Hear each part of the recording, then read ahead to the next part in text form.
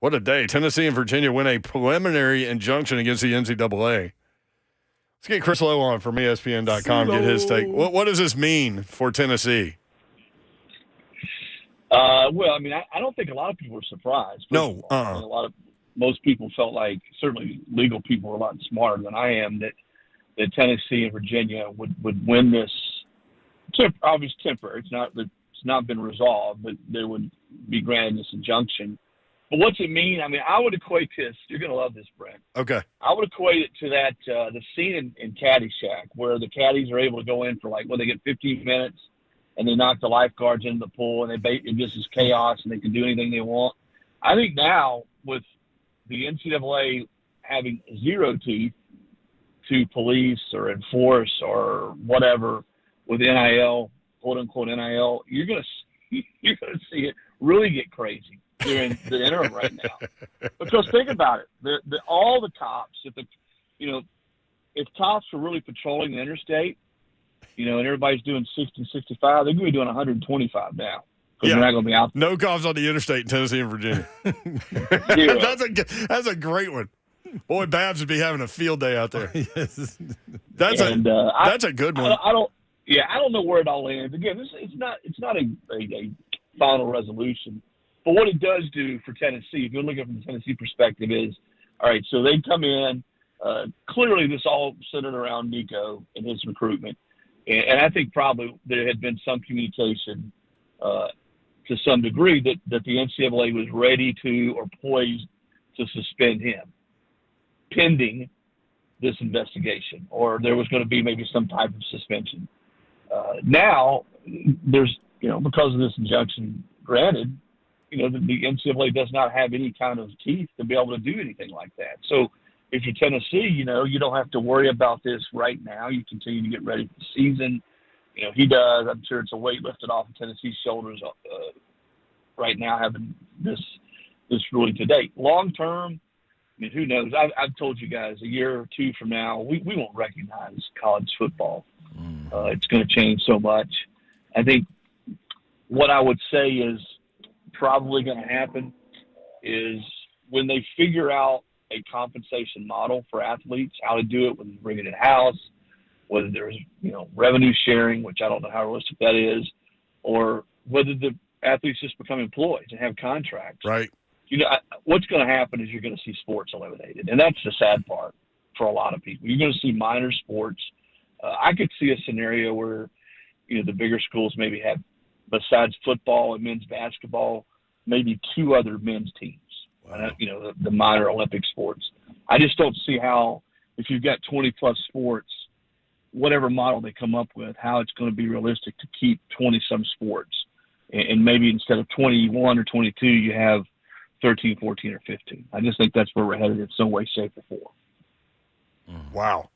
So from a big picture perspective, you said, and I like it, the NCAA has no teeth. They're going to lose any antitrust lawsuit. Right. So that's why I think in the NCAA statement they were talking about Congress getting with them, and I think that's their only hope, right? Yeah, I think it's a pipe dream that Congress is going to be able to get in there and figure this out. Everyone has asked me about this, like they have you guys now for a year or more. What's going to happen? Who's to blame?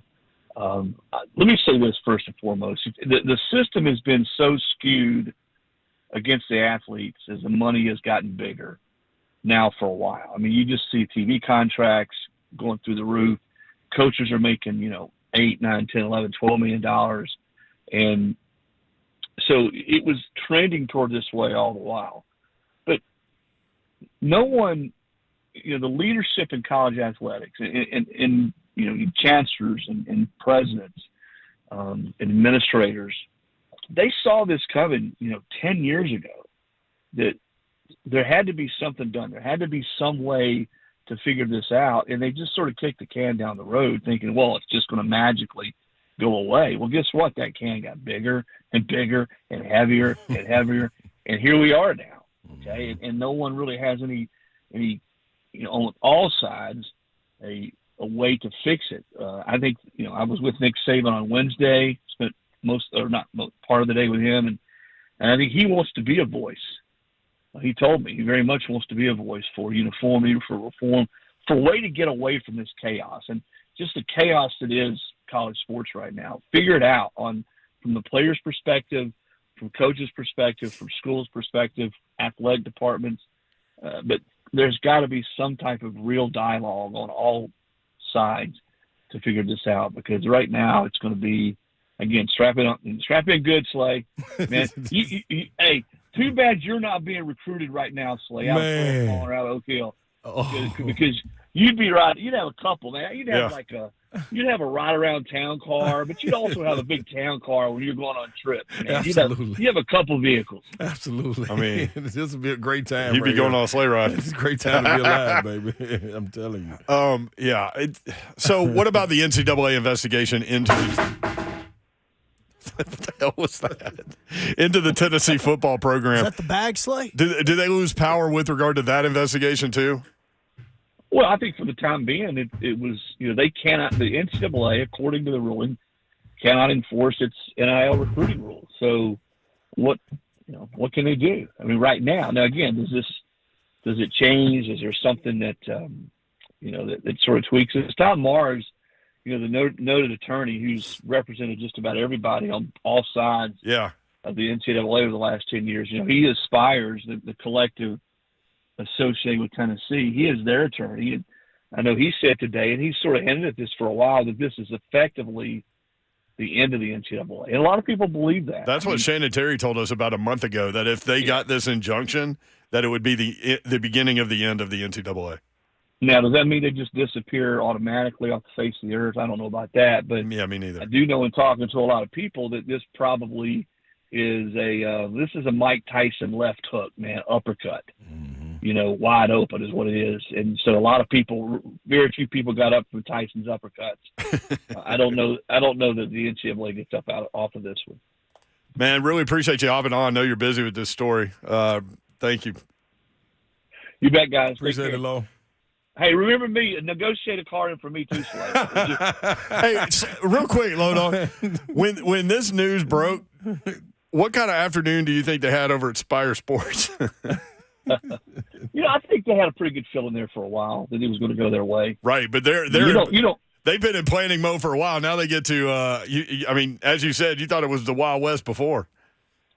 Hey, you got the recruiting board, you got everything there in front of you, and you're going after everybody, every pass rusher, every cornerback. Listen, it's not just Tennessee, and I know that Tennessee is the one. This was their case, but every school out there, every football program out there was watching this. Oh yeah, to see what happened. Okay, so it's far from just Tennessee, sort of taking the gloves off per se. It's all right. We're going to go full bore. Everyone now is going to sort of do that, and until there's some, as Nick Saban said, there's some end of the chaos, or some way, some compensation model that's in place to pay the players. All right, Low Dog. Appreciate you, man. Have a great weekend. Appreciate you, Low. Right. See you guys.